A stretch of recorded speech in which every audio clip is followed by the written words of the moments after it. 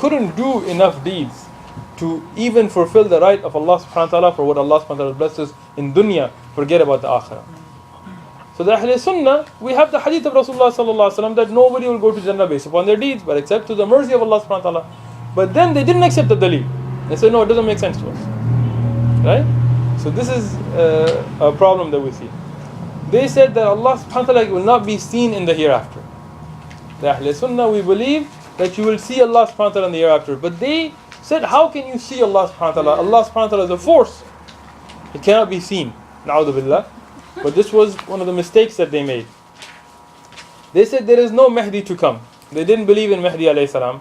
They said it doesn't make sense that a man will come and he will take the people and he will gather them and in a later time and how the day can be short and long. They said we didn't believe in it. Yeah, that's mutawatir. Even if it's mutawatir. Like I told you, it's not really a matter of ahad and mutawatir. It's just an excuse. Why did your teacher not accept? It's just an excuse. Yeah. There are just excuses. You bring them a ahad hadith that they like, they will accept it.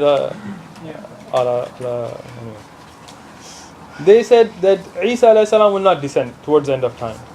Many of them also said there is no such thing as Dajjal. They said the Nar and the Jannah have not been created yet, but have yet to be made. Even though Rasulullah sallallahu alaihi wasallam told us that the Jannah has been created and it's a big field, and as your amal are going on, you will get things planted. Like every time you say Subhanallah, you will get a tree in Jannah. But they didn't believe in it. They said no, it hasn't been created yet. Nobody's there. It's not done yet. They said Qadr is not from Allah subhanahu wa ta'ala. Again, one of the earlier misguidances also coming into their madhab and aqidah. They reclassified kufr and iman as we mentioned earlier. And they said the Quran is makhluk. This was one of their major sticking points. They refused to pray behind anyone who they were not sure about his aqidah. They said if this guy, we don't know for sure he's Mu'tazili, we're not going to pray salah behind him. And this is very funny. You will find this a lot today too. Some people, they will not make salah behind somebody unless we know that he's from our, this and that. You know what I'm talking about, huh? More than that, even amongst Ahl Sunnah, there are brothers who go to an extreme. Denial of the foundation or the fountain that we will drink from on the Day of Judgment, the Kawthar, which we will drink from on the Day of Judgment. That Rasulullah sallallahu alaihi wasallam has told us about this in the Quran. And this is just a few of their misguidances. Now, I wanted to give you an example. Again, when I was putting these together, there was a lot of different books, and one of the books had listed 60 different things that they went astray within things. And I didn't want to go very deep into it, but the point here was to understand how this fitna began. And it's very important for us to know this. Why? Because this fitna will come up and has come up again in our time. Like the professor that Deen was talking about. And other people, the Quraniyin and people who deny, who everything has to make sense to them. My daughter at school. What I mean. MashaAllah. Oh, these people needed a hobby, man. Yeah, goes over there Aqidah and Cable? says, we What about the hadith of the prophets? I heard that they say that one of the surahs of the Quran is a fabrication. Amman? I don't know about Amman, but I know Gaddafi used to say, don't say Qul huwa Allahu ahad. Qul was only for the Rasulullah sallallahu alaihi wasallam. Say Allahu ahad. I gotta wait till school starts again. I'm gonna meet him in the park. And there are these things. So I'll give you an example of this, brothers. Yalla, last thing inshallah.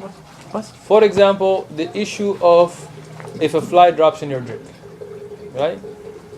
What do we know from the sunnah? That you dunk it so the other wing also dips. And we know Rasulullah sallallahu alaihi wasallam said that if it carries the harm in one side, the antidote's in the other side, and you dip it. So what do we do?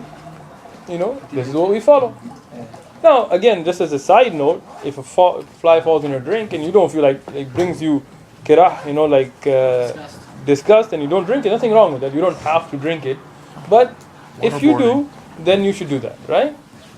What do people say? It doesn't make sense. Right? You tell them it's a hadith, many Muslims, that doesn't make sense. And then what they do, now, alhamdulillah, like in al-Qura University, they did research and they found that it's true. Scientifically, they proved it and all this stuff. But that's not the point. We shouldn't have had to even go there. We should have believed in it. Why? Because Rasulullah sallallahu alaihi wasallam said it. And this is our belief in Aqidah, and this is our manhaj. And when Rasulullah tells us about the size of your silwar or thobe, or the way you make salah, or the way you make dhikr, or if in the Eid salah, the salah is first and the khutbah is later.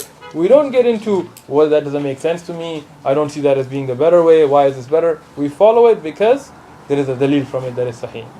Anyway, subhanallah bihamdihi.